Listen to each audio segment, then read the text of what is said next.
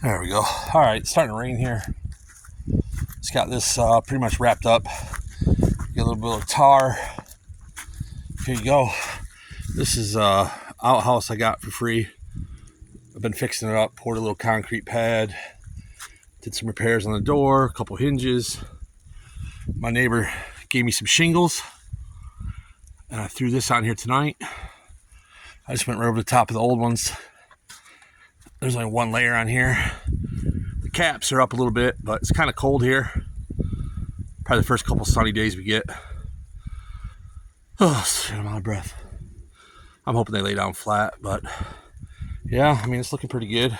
Still need to put a little dirt down around there. But yeah, I got my tools in here. It's what I'm using this for is my garden shed.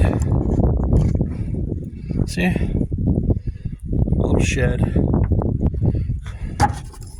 And yeah, this is old, probably 100-year-old outhouse. These people bought a house and they wanted it gone, and my house is over 100 years old, so it kind of fits in with the country theme, whatever, if you will. But lots to do. One more thing checked off the list. Stay tuned to the do-it-yourself world.